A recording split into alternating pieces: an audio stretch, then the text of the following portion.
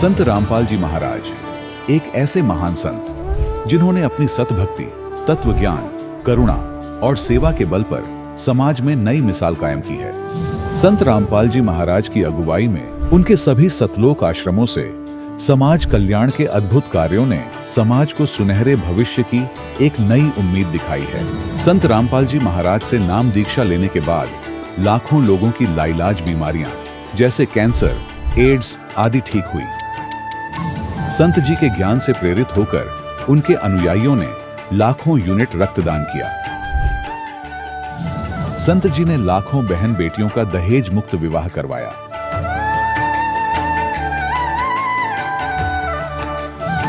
संत जी ने लाखों लोगों का नशा छुड़वाया, करोड़ों उजड़े परिवार बसे।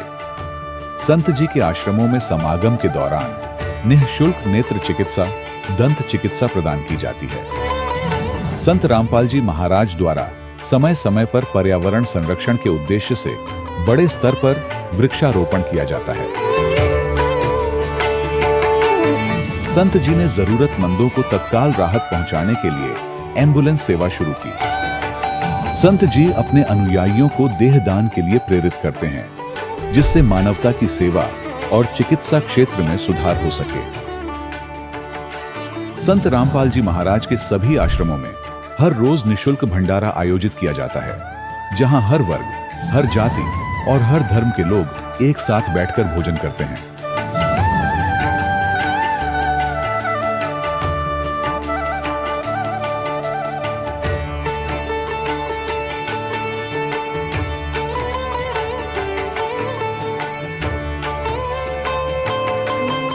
संत रामपाल जी महाराज की अन्नपूर्णा मुहिम ने गरीब और बेसहारा लोगों के जीवन में एक नई ऊर्जा और उम्मीद को जन्म दिया है।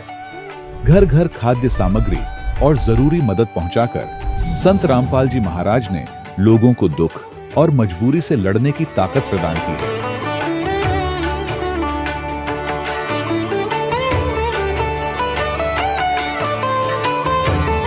संत रामपाल जी महाराज द्वारा गरीब लोगों के लिए घर बनवाने का अद्भुत कार्य एक ऐसी मिसाल कायम कर रहा है जो सदियों सदियों संत जी की उदारता और दया भावना के तौर पर जाना जाएगा।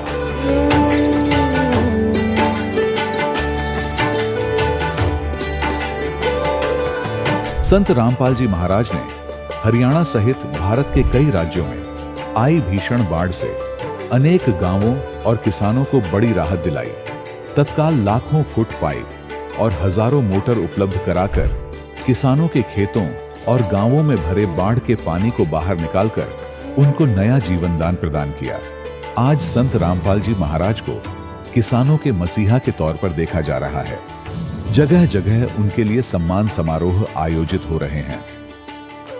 संत रामपाल जी महाराज के आश्रम में हजारों बुजुर्गों को सम्मान और प्यार के साथ जीवन जीने का अवसर मिलता है। उनके खाने, रहने और स्वास्थ्य की पूरी जिम्मेदारी संत रामपाल जी महाराज उठाते हैं। अनाथ बच्चों के लिए संत रामपाल जी महाराज के सभी आश्रम किसी वरदान से कम नहीं। यहाँ उन्हें शिक्षा, संस्कार और भविष्य के लिए बेहतर अवसर प्रदान किए जाते हैं। चाहे बाढ़ हो, भूकंप या महामारी, संत रामपाल जी महाराज और उनके अनुयायी हमेशा ही जरूरतमंदों के लिए सबसे आगे खड़े रहते हैं। कोविड महामारी के दौरान संत रामपाल जी महाराज के आश्रमों से करोड़ों लोगों के लिए भोजन, दवाइयां और जीवन रक्षक सामग्रियां उपलब्ध कराई गई। चाहे गरीब की मदद हो या किसी शोषित और पीड़ित वर्ग के हक और सम्मान की लड़ाई, संत रामपाल जी महाराज ने हमेशा ही उनकी दबी आवाज को सरकारों तक पहुंचाया है और उन्हें उचित न्याय दिलवाने में अहम भूमिका अदा की है। समाज में आध्यात्मिक और सामाजिक मूल्यों के प्रति जागरूकता लाने में संत रामपाल जी महाराज हर कदम पर मानवता के सच्चे सेवक साबित हुए हैं। संत रामपाल जी महाराज का जीवन हमें सिखाता है कि सच्ची सेवा वही है जो निस्वार्थ भाव से की जाए। आइए हम भी इस महान सेवा के कार्य में इस महान संत से जुड़ें और संत रामपाल जी महाराज से नाम दीक्षा लेकर अपने जीवन को धन्य बनाएं।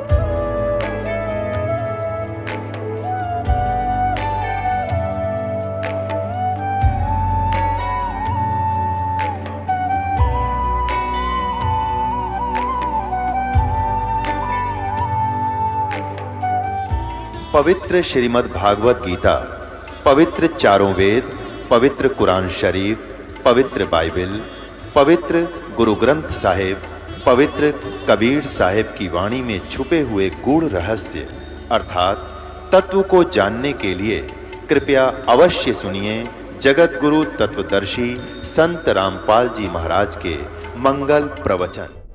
सत साहिब दर्शकों, इनसे मिलिए ये है श्री गंगानगर राजस्थान के रहने वाले अनिल कुमार जी।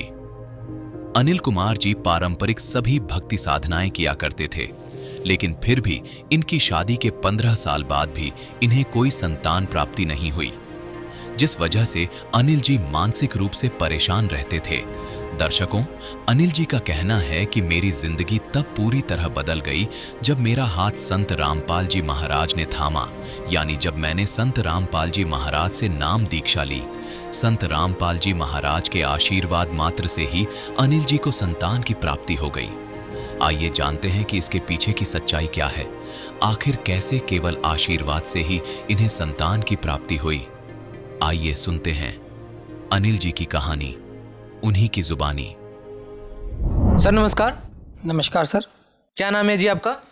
मेरा नाम अनिल कुमार वर्मा है। अनिल जी कहाँ से आए हैं आप? मैं श्री गंगानगर राजस्थान से आया हूँ जी। संत रामपाल जी महाराज जी से नाम दीक्षा कब ली? मैंने संत रामपाल जी महाराज से नाम दीक्षा 15 जून 2012 को ली जी। उससे पहले क्या भक्ति साधना करते थे?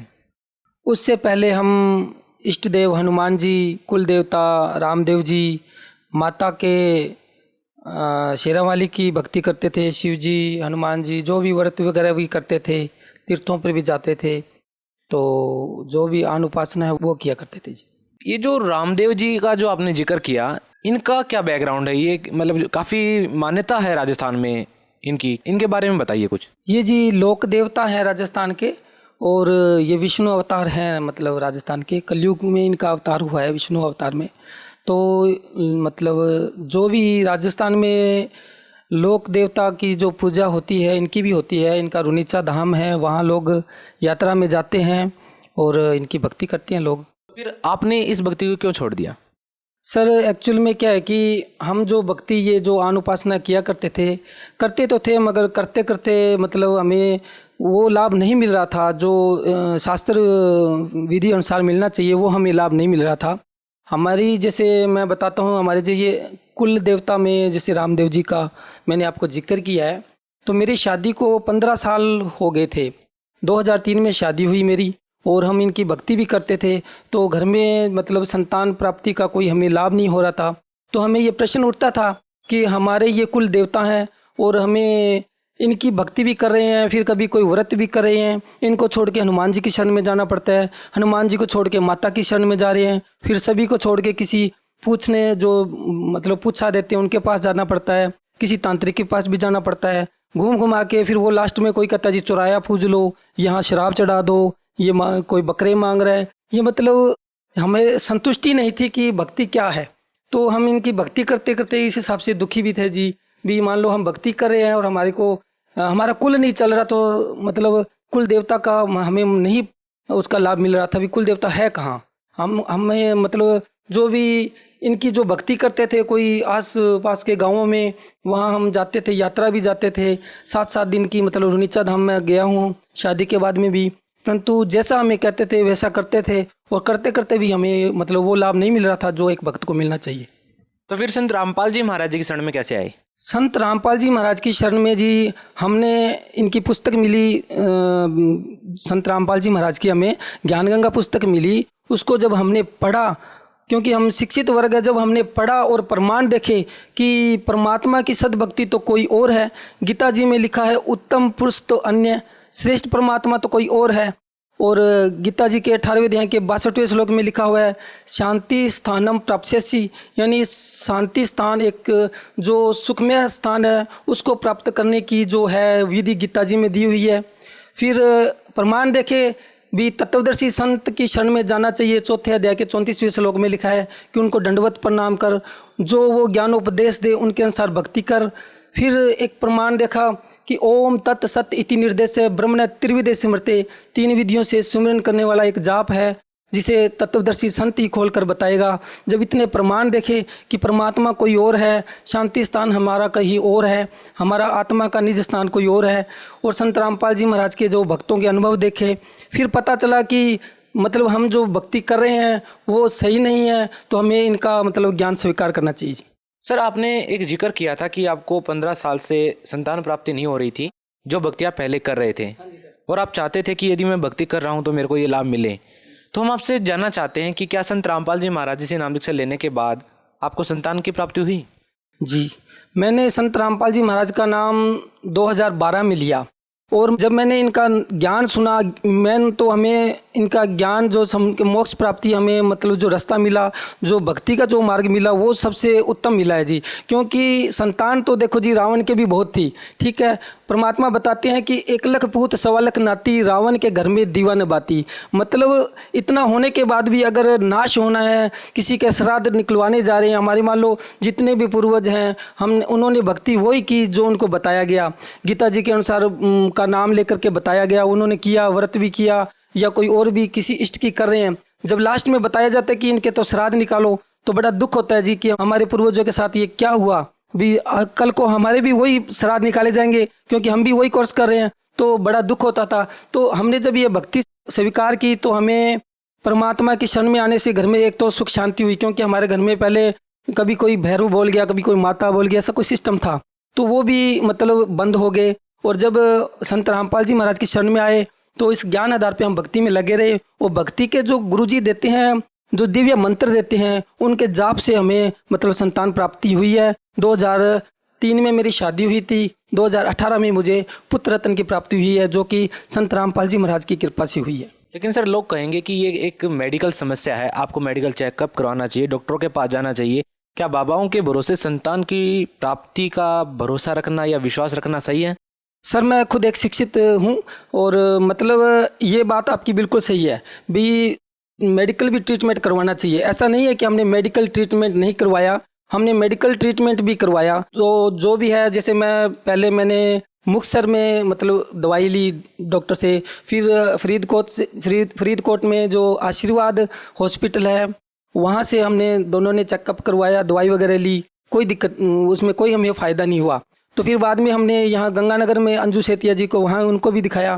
तो मतलब जो जैसा जैसा कहा, हमने ट्रीटमेंट भी लिया, महंगे से महंगा ट्रीटमेंट लिया सर। ऐसा नहीं है कि हमने ट्रीटमेंट नहीं लिया हो। और हमें जो आध्यात्मिक किसी ने कुछ बताया, हम वहीं भी गए। जैसे किसी ने बताया कि वहाँ आप मतलब किसी के यात्रा चले जाओ या कहीं कुछ चढ़ा दो, तो हमने महंगे से महंगा कोशिश बहुत की, मगर वो हमारे को मतलब उसका कोई लाभ नहीं मिला सर। संत रामपाल जी महाराज जी से नाम दीक्षा लेने के बाद कोई और भी लाभ मिले आपको? हाँ जी सर, संत रामपाल जी महाराज से नामदान लेने के बाद पहला लाभ तो जी ये भक्ति का लाभ मिला है जी। इससे बड़ा कोई लाभ किसी को हो नहीं सकता।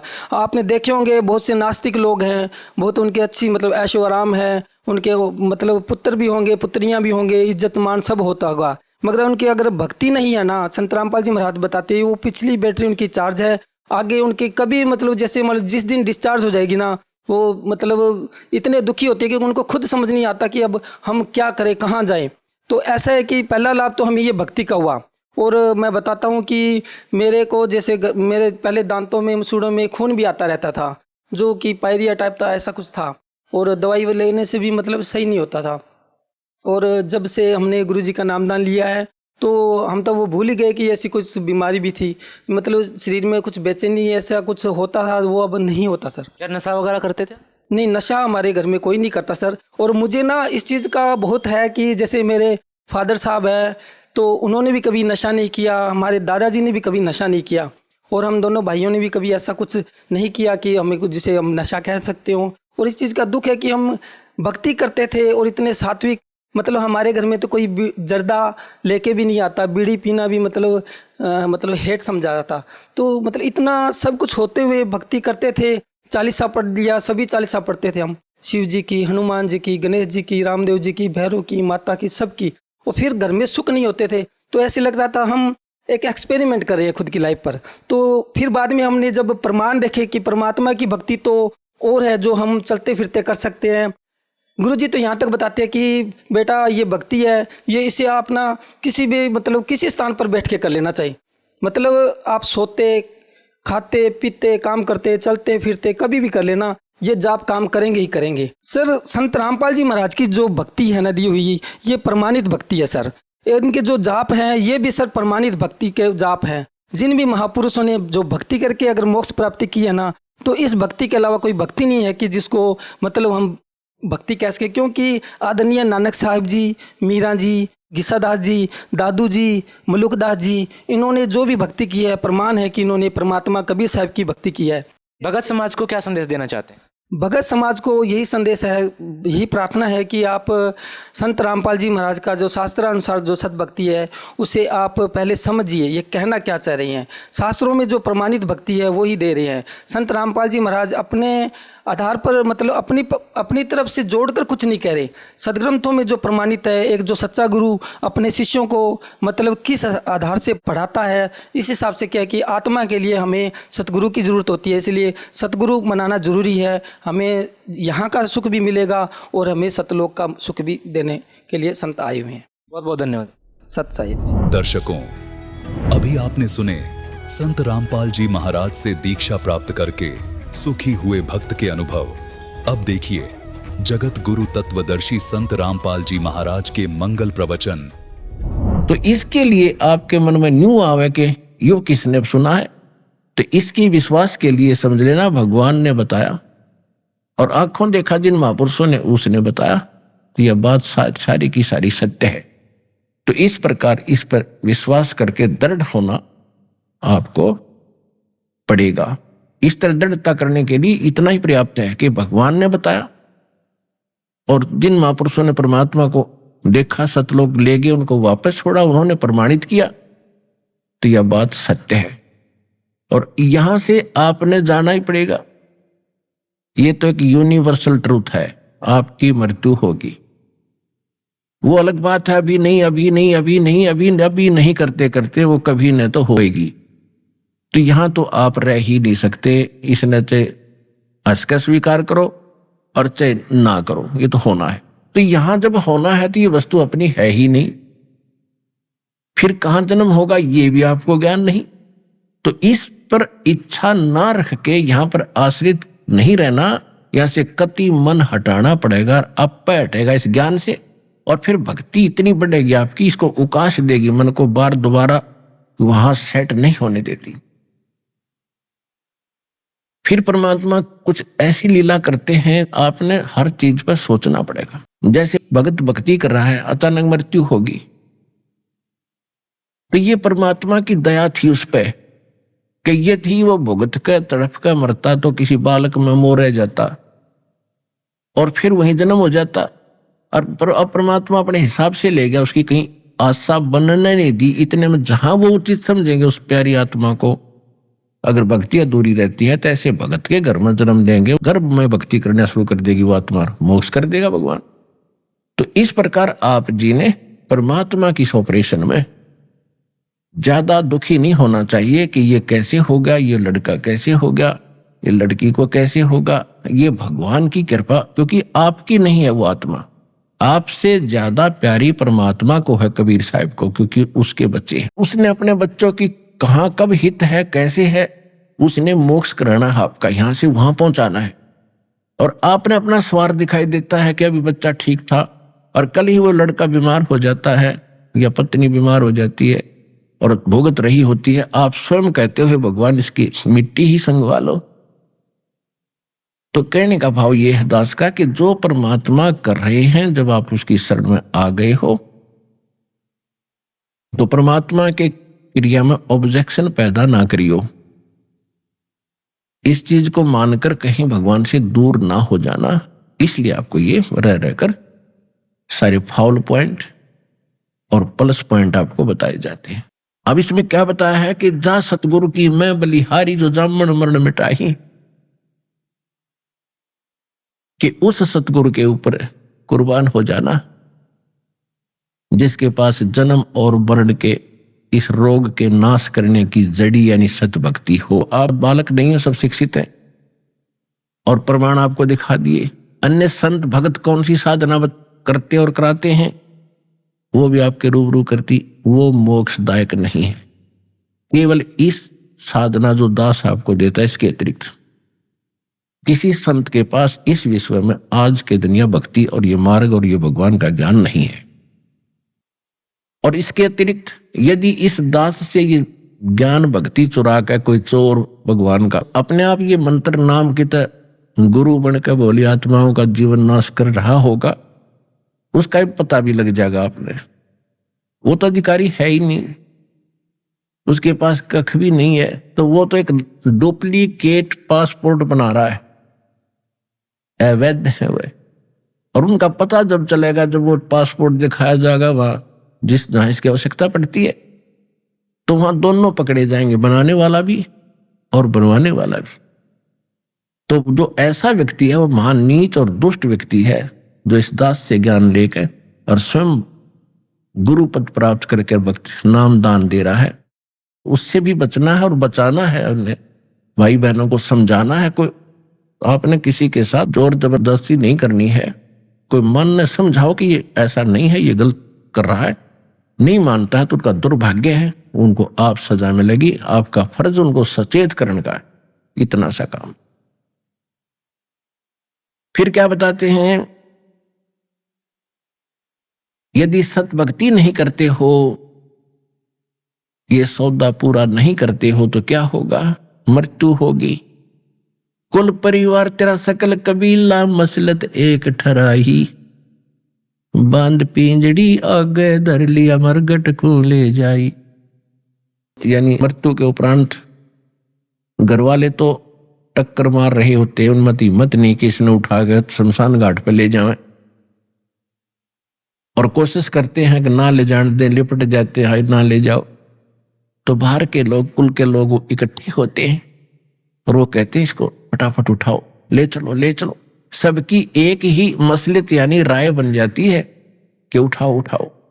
कुल परिवार तेरा सकल कबीला मसलत एक ठराई, बांध पिंजड़ी आगे धर लिया मरगट को ले जाई।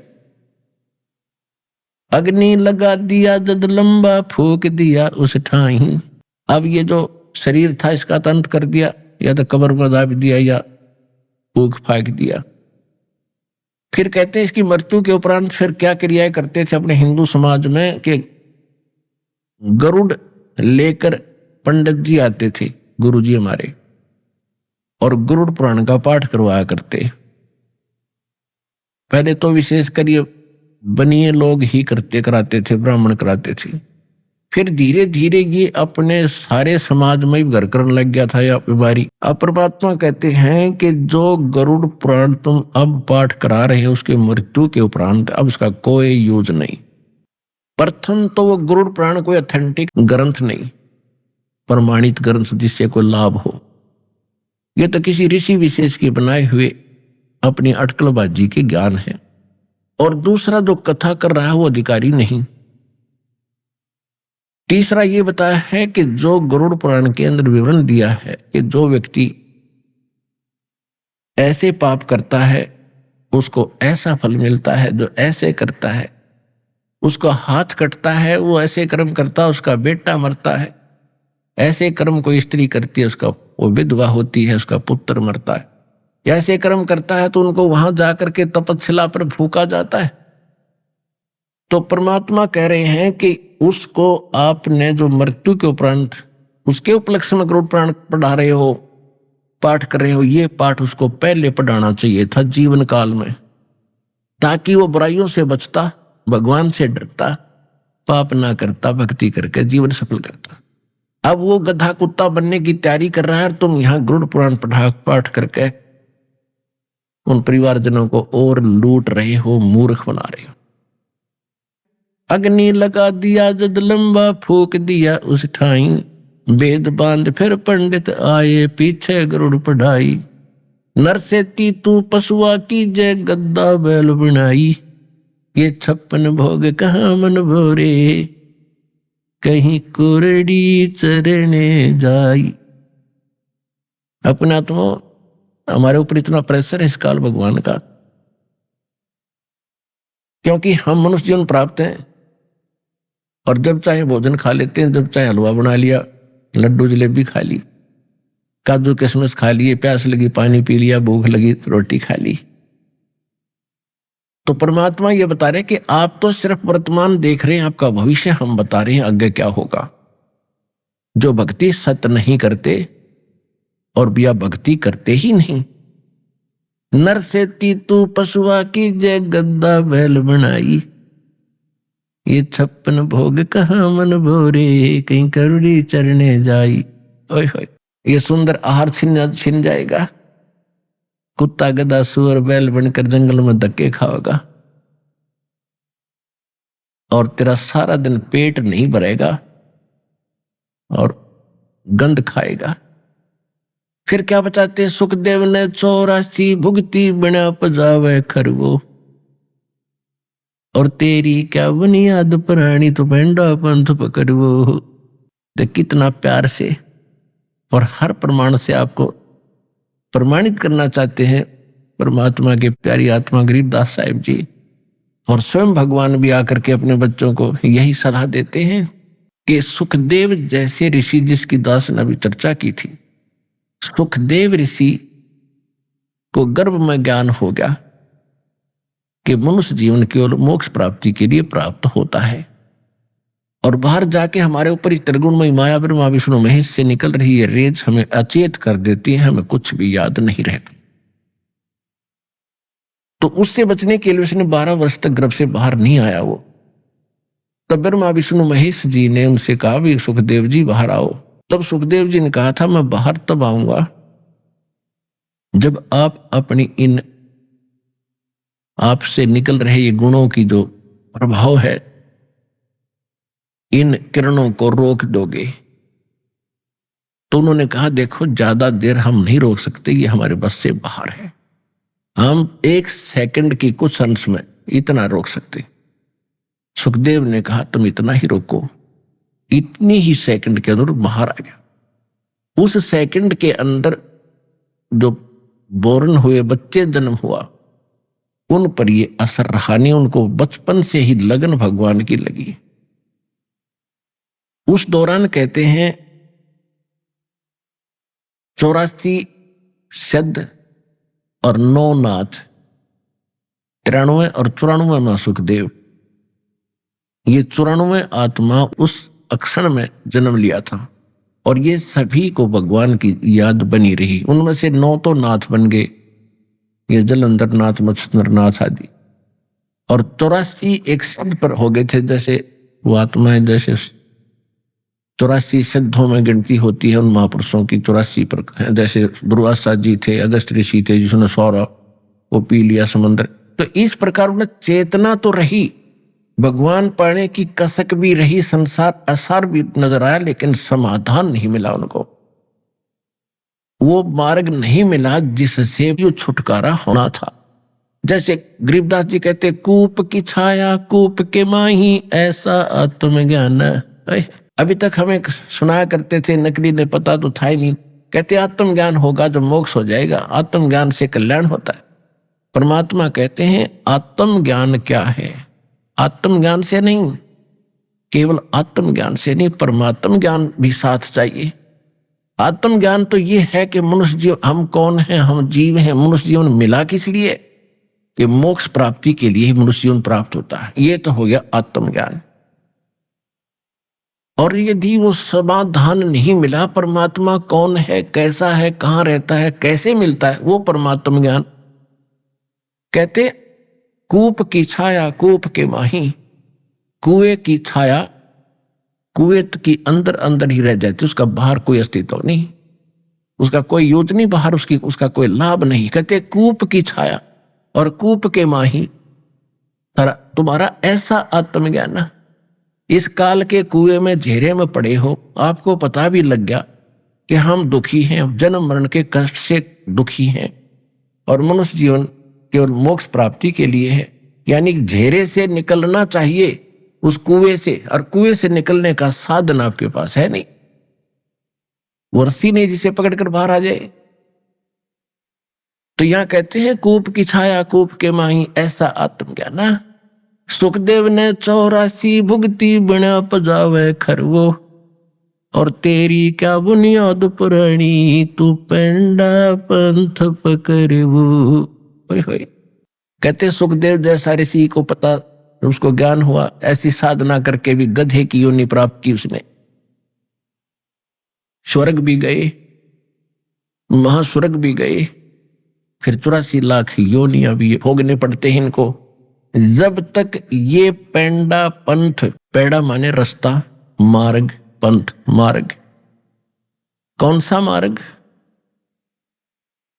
सतगुरु मिले तो इच्छा मिटे, पद मिल पदे समाना, चल हंसा उस लोक पठाऊं, जो आदि अमर अस्थान।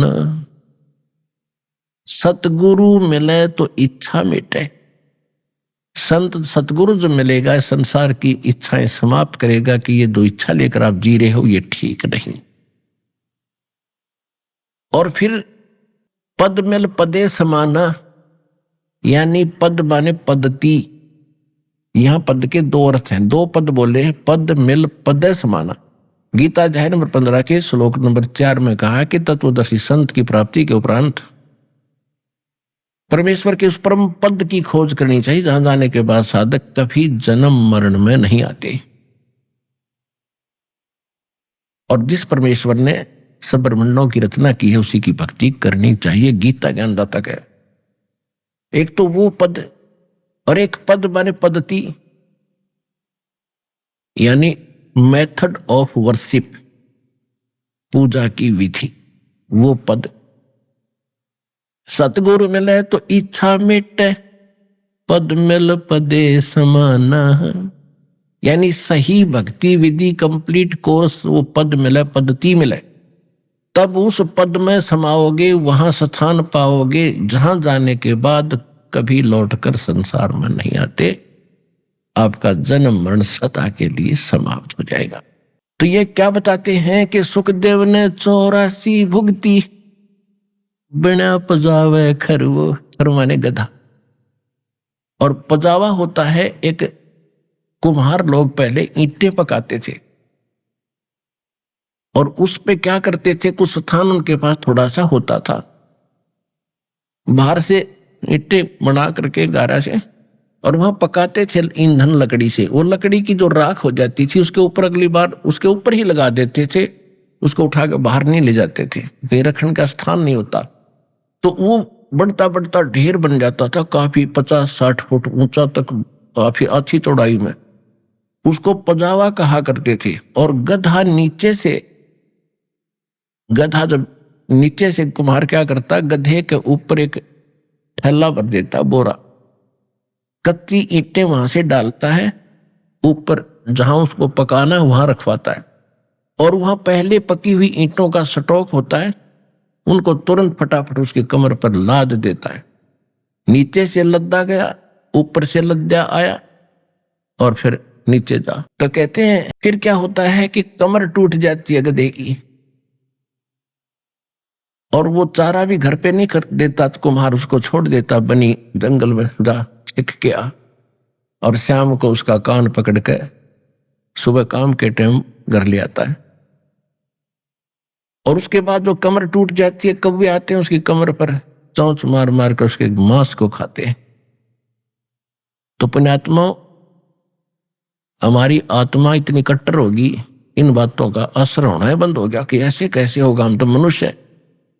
मनुष्य कितने दिन हो आप, ये भी याद रखना। आप जीव हैं, भगवान बता रहा है, इस पर विश्वास करना पड़ेगा। कहते फिर पीछे तू खर कीजेगा, तेरा कागा मांस गिलाई, काग तेरे मांस खाओगा तेरी कब्र का।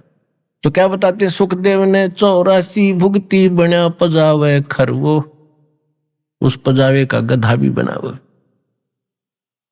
क्योंकि उनके पास वो मेथड नहीं था, वो पद नहीं था, वो रास्ता नहीं था, वो मार्ग नहीं था जिससे ये जन्म और मरण का झंझट छूट जाता।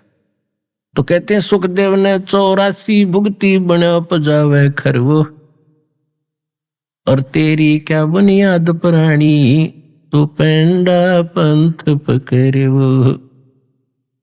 कैसे महापुरुष किया दुर्गति हो रही है पर के बोले प्राणी तेरी क्या औकात है, तो आप उस मार्ग को ग्रहण करो जो हम बता रहे, उस मार्ग को, उस पंथ को ग्रहण कर। चारों युग में संत पुकारे और कोक कहा हम हेल रे, हीरे माणिक मोती बरसे ये जग चुगता ढेल रे। हाय हाय, पुणात्मा कलेजा फट जाएगा जिस दिन आप होश में आ जाओगे। अभी तो बालक हो, छोटी छोटी, अभी जन्म हुआ आपका, कोई 2 महीने का, कोई 4 महीने का, कोई 1 साल का, कोई 2 साल का, कोई 10 वर्ष का, और इससे जो ऊपर हो चुके हैं उनकी आत्मा कति सेट हो चुकी है। खां जो अब हमें दाव लगा है, कभी लगेगा नहीं। अब क्या बता रहे परमात्मा कि चारों युग में हम भटक रहे तुम्हारे लिए, गोता मारू स्वर्ग में जा बैठो पाताल, गरीबदास खोजता फिरूं अपने हीरे मोती लाल। परमात्मा गरीबदास जी को कह रहे हैं कि हे गरीबदास, मैं अपनी प्यारी आत्माओं के लिए भटक रहा हूं, स्वर्ग में भी जाता हूं, उनको वहां भी समझाता हूं, पाताल में भी जाता हूं, पृथ्वी लोक पर भी आता हूं, पर भी लेन जात है दुनिया, हमारा ज्ञान किने ना सुनिया। देवोली आत्माएं वहां हरिद्वार से लाते हैं, आधा लीटर जल लेते होंगे गंगा का, और कितनी श्रद्धा, कितनी डिवोशन, हाले पड़ जाते हैं, वर्षा आती है, कोई खड़ा, कोई बैठ के, कोई किसी तरह, और क्या करते हैं, अरे ये सावन का महीना, हे भगवान, सूक्ष्म वेद में कहा कि सावन के महीने में तो आपने बाहर सैर करने भी नहीं जाना चाहिए सुबह सुबह। इतने कीड़े मकोड़े, इतने जीव जंतु उत्पन्न होकर वो आपके पैरों के नीचे मरते हैं। और इस काल ने या उल्टी साधना शुरू करवा दी सावन में।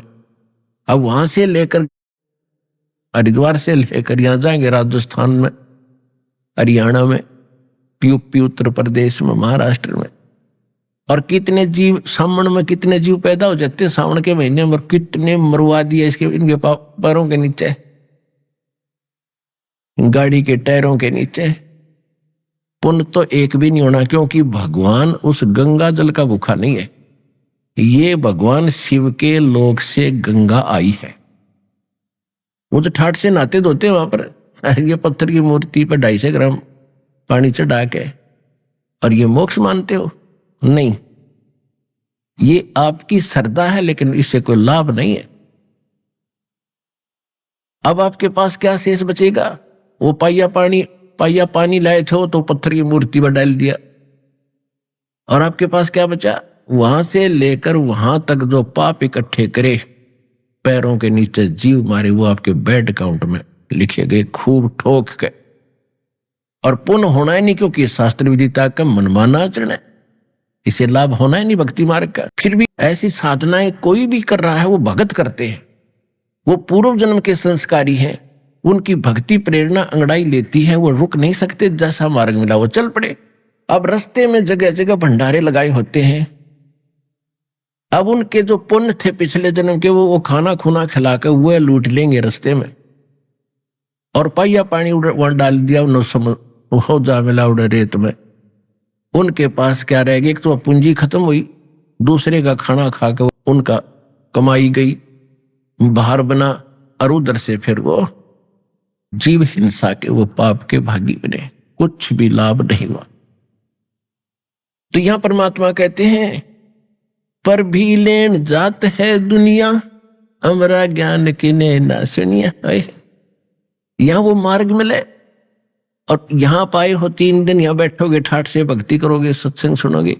और फिर बात यह है कि जैसे आप भी सावन में यहां आते हो, आपका ये तीर्थ स्थान है, तो आपको एक ऐसी भक्ति का मंत्र दे दिया है, तो उस भक्ति के आप डेली पाठ करते हो, मंत्र करते हो, आपके ऊपर जो ना चाहे हुए भी इच्छा कर मारे नहीं बिन इच्छा मर जा। आप यहां आए हो, आप रास्ते में जीव मारने के लिए नहीं आए, और आपको हमने जो मंत्र दे रखा है उसकी भक्ति करने से आपके ऊपर वो लगे हुए पाप खत्म हो जाएंगे। क्योंकि जैसे कपड़ा हम पहनते हैं वो मैला होता है और साबुन और जल से उसको साफ कर लेते हैं, डेली साफ उज्जवल रहता है। तो इनके पास वो साबुन और जल नहीं, और दूसरा वो लाइसेंस नहीं। जैसे एक तो ड्राइविंग लाइसेंस जिसके पास हो, बस गाड़ी चालक एक लाइसेंस होता है, जिसके पास वो गाड़ी चलाने का लाइसेंस उपलब्ध है, चालक प्रमाण पत्र ऑथराइज्ड एजेंसी से, तो वो जब सफर करते हैं और उनसे कोई दुर्घटना इत्तेफाक हो जाती है तो वो दोषी नहीं होते। ये मालूम है कि ये ट्रेंड आदमी है, लाइसेंस शुदा है, इसने जान का एक्सीडेंट नहीं करा। किन कारणों से वो तो अलग बातें हैं। और जो गाड़ी चला रहा जिसके पास लाइसेंस नहीं है, लाइसेंस है तो डुप्लीकेट है, तो उससे दुर्घटना हो जाती है, कोई जीव हिंसा, कोई व्यक्ति मर जाता है तो सीधा जेल जाता है, क्योंकि उसको अपराध लगा। वो एक तो चालक प्रमाण पत्र नहीं है तो डुप्लीकेट है। तो इसी प्रकार जो भक्ति शास्त्र विदिता कर मनमाना आचरण कर रहे हैं या अन्य नकली गुरुओं से नाम ले रहे हैं, उन पर वो लागू रहेंगे जो वहां से वहां तक जितने जीव मारे। आप पर ये लागू नहीं है, क्योंकि आप को प्रमाण पत्र इस दास ने ओरिजिनल दे रखा है। तो पर भी लेन जात है दुनिया, हमरा ज्ञान किने ना सुनिया। भगवान रोया करते बैठ कर, कहते हमारी बात कोई नहीं सुनता, ऐसा ज्ञान हम दे रहे हैं। ये सत साधना और तत्व ज्ञान रूपी हीरे मोती और लाल हम आपके सामने डाल रहे हैं, बता रहे।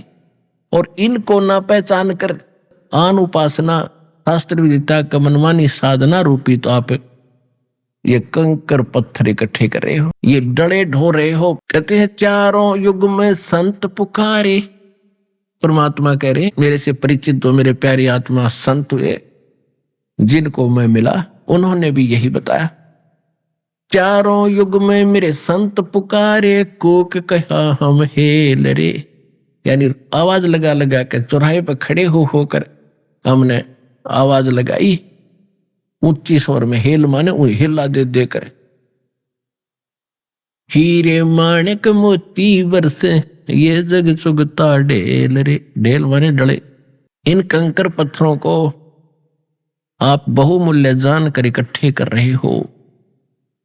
आन उपासना, अन्य देवताओं की भक्ति, शास्त्र विदिता का मनमानी क्रियाएं जो कर रहे हो, ये डले इकट्ठे कर रहे हो। और हम सत साधना रूपी हीरे मोती और लाल आपको दे रहे। फिर क्या बताते हैं परमात्मा, सुखदेव ने 84 भुगती बिना पजावे खरवो, तेरी क्या बुनियाद पुरानी तू पेंडा पंथ पकड़वो। नरसेती तू पशुआ की जय गद्दा बैल बनाई, ये 56 भोग कहो मन भोरे कहीं कुरड़ी चरने जाई। फिर क्या होगा, प्रेत सिला पे जा विराजे पितरों पेंड भराई। ये नकली साधना बताते हैं कि तेरा पिताजी प्रेत बन गया, प्रेत शिला पर बैठ गया जाके, यानी यहां धक्के खानते पीछा छूट गया उसका, वो प्रेत शिला पर पहुंच गया। और पितरों का पिंड भरवा दो, पितर यानी पिंड भरवा दो। पिंड भरवाने से क्या होगा, कहते सूक्ष्म वेद में लिखा है, भूत जुनी जा छूटे हैं पिंड दान करते, गरीब दास जिंदा कहे भाई नहीं मिले भगवंत। कबीर परमेश्वर जी धर्मदास जी से बता रहे थे, धर्मदास जी कह रहे थे कि हम पिंड दान करते हैं, पितरों के पिंड भराते हैं।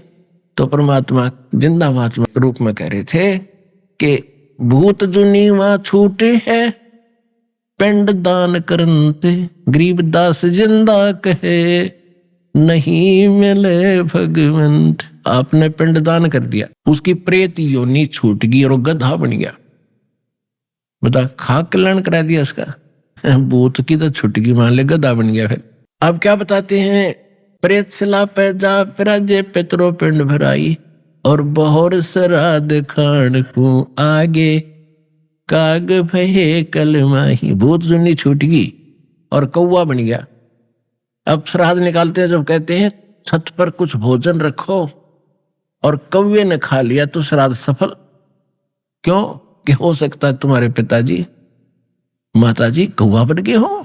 आ गया, हाँ ये देखो भोग लग गया, बस शांत हो गए, वाह वाह, श्राद्ध सफल हो गया, खाक सफल हो गया। यूं अभी आपने सुने संत रामपाल जी महाराज के मंगल प्रवचन। आइए अब सुनते हैं संत रामपाल जी महाराज से नाम दीक्षा लेकर सतभक्ति करके अद्भुत लाभ प्राप्त करने वाले अनुयायी के विचार।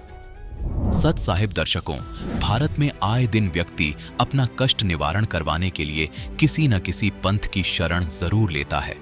कुछ ऐसी ही कहानी थी हृदय मध्य प्रदेश के रहने वाले राजेंद्र जी की। राजेंद्र जी का परिवार पिछले 40 सालों से राधा स्वामी पंथ में बताई जाने वाली भक्ति साधना किया करता था, लेकिन फिर भी इनके जीवन में कठिनाइयां और दुख दूर होने का नाम ही नहीं ले रहे थे। राजेंद्र जी मानसिक और शारीरिक रूप से पीड़ित थे। फिर एक दिन इन्हें संत रामपाल जी महाराज की शरण मिली। आज राजेंद्र जी का कहना है कि मुझे पूर्ण परमात्मा की प्राप्ति हो गई है। आखिर इतने पंथों में भटकने के बाद राजेंद्र जी ने संत रामपाल जी महाराज की शरण क्यों ग्रहण की? आइए सुनते हैं राजेंद्र जी की कहानी उन्हीं की जुबानी। नमस्कार सर। नमस्कार सर। सर क्या नाम है आपका? सर राजेंद्र दास, ग्राम सारंगपुर, तहसील खिड़किया, जिला हरदा, मध्य प्रदेश। सर संत रामपाल जी महाराज से नाम दीक्षा आपने कब ली? सर 31/8/2012 को संत रामपाल जी महाराज की शरण में गया सर। सर संत रामपाल जी महाराज से नाम दीक्षा लेने से पहले आप क्या भक्ति साधनाएं करते थे? सर मैं जैसे हिंदू परंपरागत साधनाएं, मंदिरों में जाना, हमारे वहाँ मध्य प्रदेश में सलकनपुर एक देवी धाम है, वहाँ पे 100-125 किलोमीटर पैदल 5 साल तक गया। इसके बाद में हमारे कुल देवी देवताओं को वहाँ पे जाता था मैं। और इसकी साधना करते करते सर मैं गायत्री परिवार में भी 5 वर्ष तक गायत्री मंत्र लेके और गायत्री साधना की सर। हर वर्ष जनवरी के माह में गायत्री तपोभूमि मथुरा जाता था। वहाँ पे मैं 2740 रुपये की अखंड ज्योति, युग निर्माण और पाक्षिक पेपर और गायत्री मंत्र लेखन पुस्तकें मेरे नाम से आती थी। हर माह वहाँ पे पैसा जमा करता था मैं। और गांव पे भी गायत्री हवन यज्ञ जो होते थे उनमें मैं काफ़ी सहयोग करता था। और सर ये साधनाएं करते करते हमारे परिवार में काफ़ी दुख था, तो इसको मेरे को काफ़ी चिंता थी कि ये क्या मैं अपना सभी कर्म अच्छे कर रहा हूँ, इसके बाद भी हमारा परिवार दुखी क्यों है। क्यों कि सर मेरे पिताजी को पैरालिसिस हो गया था। और सर पिताजी राधा स्वामी पंथ से हमारा जन्म नहीं हुआ। 40 वर्ष से उस समय से वो जुड़े थे, राधा स्वामी से जुड़े थे। मम्मी और पापा दोनों राधा स्वामी पंथ से जुड़े थे सर। और उसमें सेवादार थे। राधा स्वामी सत्संग व्यास भी जाते थे सेवा पे, करीबन 20-20 एक महीना सेवा वहाँ पे करते थे। और इंदौर में भी उनकी 15-15 दिन की सेवा लगती थी सर। हर वर्ष वो 2 बार मतलब व्यास और इंदौर करके ऐसे जाते थे। और इनके बाद भी वो 2 बिंडल देसाई बिंडल मतलब देसाई बीड़ी पीते थे। और माता जी भी उसी समय से जैसे 30-35-40 साल से वो भी जुड़ी हुई थी और उनको भी कोई सुख नहीं था। और उनके ही देख के मेरे को काफ़ी चिंता होती थी कि ये मैं मतलब सब पूरे देवी धामों पे जाता हूँ, हिंदू धर्म की परंपरागत साधना करने के बाद भी हमारे परिवार में सुख क्यों नहीं है, इसका मेरे को काफ़ी दुख होता था। उसका मेरे को मैं सोचता था कहाँ इसका निदान मिलेगा। मेरे को काफ़ी खोजबीन की, काफ़ी गुरुओं के पास भी गया मैं और जगह जगह तीर्थ धामों पे भी जाता था मैं। और हमारे घर के सामने ही सर एक मंदिर है, तो मंदिर में भी हम सुबह शाम उसको साफ़ सफाई करना, मतलब बल्ब लगाना और उस जो भी सेवा लगती थी, गणेश जी बैठाना वहाँ पे, दुर्गा जी में भी सहयोग करना। और इस प्रकार की हम साधनाएं करते थे सर। सर आपने बताया कि आप गायत्री परिवार में प्रचारक थे, आपको कोई लाभ नहीं मिला, आप परेशान रहे। आपने बताया कि जब आपका जन्म भी नहीं हुआ था तब से आपके माता पिताजी राधा स्वामी पंथ में थे 40 साल लगभग, और आपके पिताजी राधा स्वामी पंथ में सेवादार भी रहे। उनको वहाँ कोई लाभ नहीं मिला, उनको पैरालिसिस हो गया और उनका नशा भी नहीं छूटा। तो फिर आप संत रामपाल जी महाराज की शरण में कैसे आए? सर मेरे को हमारे गांव पे एक संत रामपाल जी महाराज के शिष्य डॉक्टर नवराज दास ने भक्ति सौदागर का संदेश पुस्तक दिया।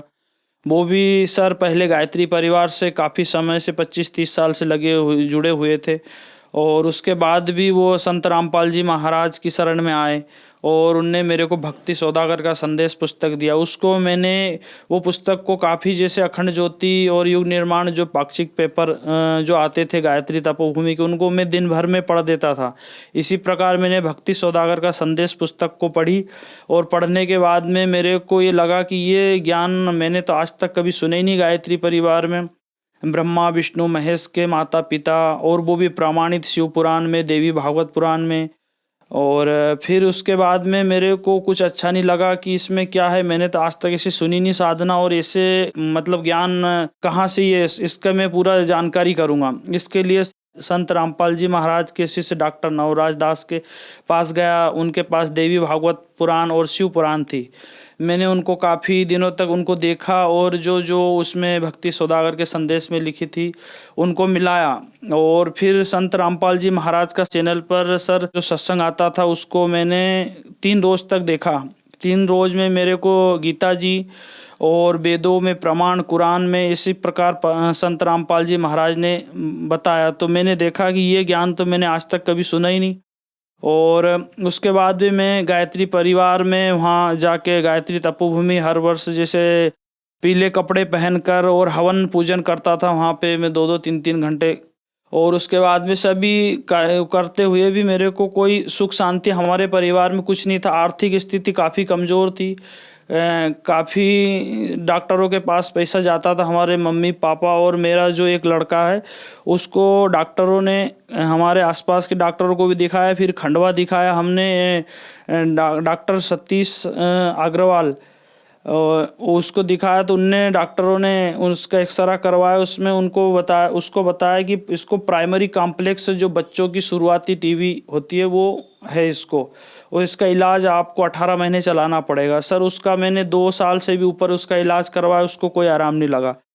इसके बाद में सर मैं संत रामपाल जी महाराज की शरण में जुड़ा और उसके बाद में हमारा जो लड़का बीमार था वो स्वस्थ हुआ। और फिर मैंने हमारी मम्मी को और पापा को भी बोला कि आप भी संत रामपाल जी महाराज की शरण में आओ। तो उन्होंने बोला नहीं ऐसा नहीं होता, गुरु नहीं बदलना चाहिए।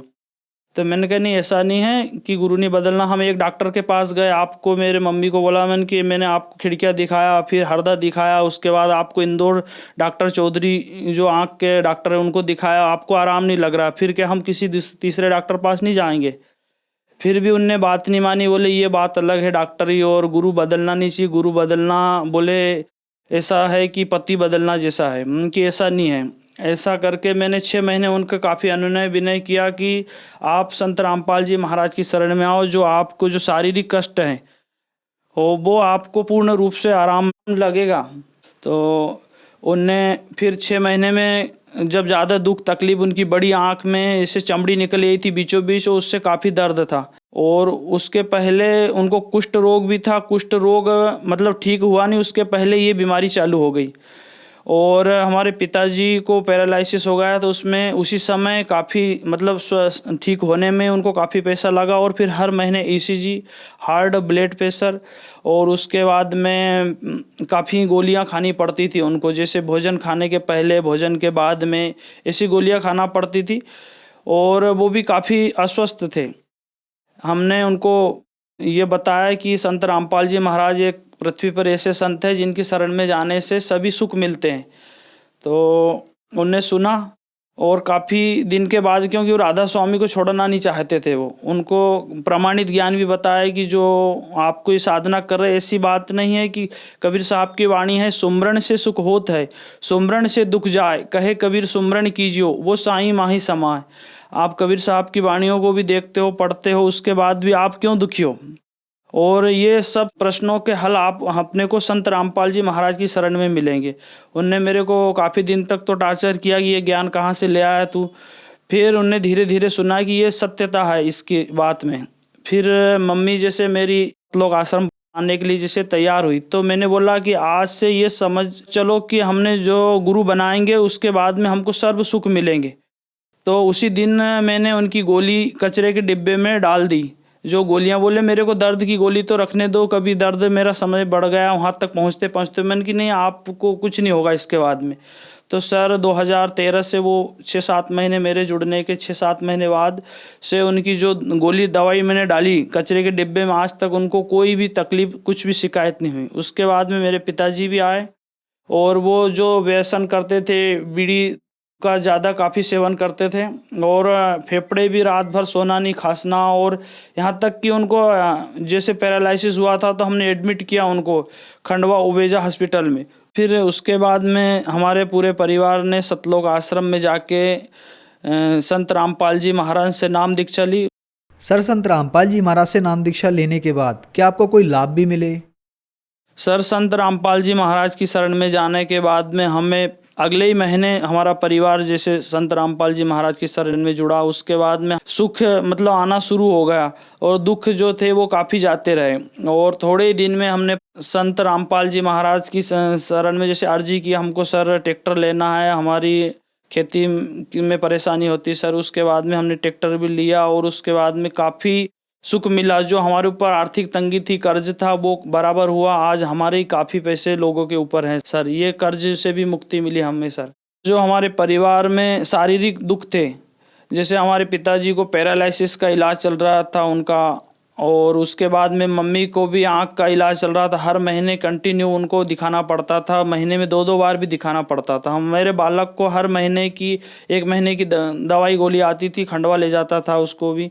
और जिस समय हमने संत रामपाल जी महाराज से नाम दीक्षा ली आश्रम में आके, उस समय इसके बाद में हमारा पूरा परिवार सुखी है और कोई दवाई गोली आज तक भी, और हमारी जो धन मवेशियों में भी मतलब नुकसानी होती थी, कभी भैंस का मर जाना, कभी बैल का कुछ नुकसान हो जाना, ऐसे मतलब खेती बाड़ी और पूरे पशुधन इसमें सब में लाभ हुआ सर। और जो हमारा मतलब भाणीजे बहन का लड़का है, वो उस समय लगभग 3 साल का था तो वो बेहोश हो जाता था सर। वो आँख बंद कर लेता था। उसको जैसे गांव से डॉक्टर के पास लाते थे और डॉक्टर उसका थोड़ा बहुत इलाज करता था और ठीक हो जाता था। वो गांव पे ऐसी समस्या उसकी बनी रहती थी। मैंने उनको बोला, हमारे जीजाजी और बहन को बोला कि इसको संत रामपाल जी महाराज की शरण में ले जाओ, उसके बाद में ये इसको कभी ऐसी समस्या नहीं होगी और नाम दीक्षा दिलाओ इसको और आप भी लो। तो उनने भी सर आए और संत रामपाल जी महाराज से दीक्षा दिलाई। उसके बाद में आज 6 साल हो गए, वो भी स्वस्थ है। पिताजी जो बीड़ी का ही ज़्यादा उनका नशा था और मतलब तेज प्रकृति के थे, संत रामपाल जी महाराज की शरण में आने के बाद में जो 2 बिंडल बीड़ी के पीते थे, वो सर उनने उसी दिन से, जैसे संत रामपाल जी महाराज से नाम दीक्षा ली, उस दिन से उनने आज तक कभी बीड़ी को छुआ तक नहीं, पीने की बात तो दूर। आज वो बिल्कुल स्वस्थ हैं, खेत में जाते हैं सुबह से शाम तक। 75 साल की उम्र है उनकी सर, पर वो आज स्वस्थ है। और नहीं तो पहले वो ऐसा नहीं कर पा रहे थे, मतलब चलना फिरना ही मुश्किल था उनका घर पे। संत रामपाल जी महाराज से हमारा पूरा परिवार पूर्ण रूप से निरोग है। हम कभी डॉक्टर के पास नहीं जाते। सर, संत रामपाल जी महाराज से नाम दीक्षा लेने के बाद आपको बहुत सारे लाभ प्राप्त हुए। तो जो दर्शक आज आपको देख रहे हैं, खास करके गायत्री परिवार वाले या राधा स्वामी पंथ वाले, उनके लिए आप क्या कहना चाहेंगे? हम तो प्रार्थना करते हैं पूरे गायत्री परिवार वाले और राधा स्वामी वाले भाइयों को संत रामपाल जी महाराज की शरण में आएं और अपना कल्याण करवाएं। सर, संत रामपाल जी महाराज की शरण में कैसे आ सकते हैं? 13 चैनल चल रहे हैं, जो नीचे पट्टी चलती है उस पे मतलब उनके कॉन्टेक्ट नंबर है। संत रामपाल जी महाराज से नाम दीक्षा ले सकते हैं। धन्यवाद सर। जी सर, सत साहेब।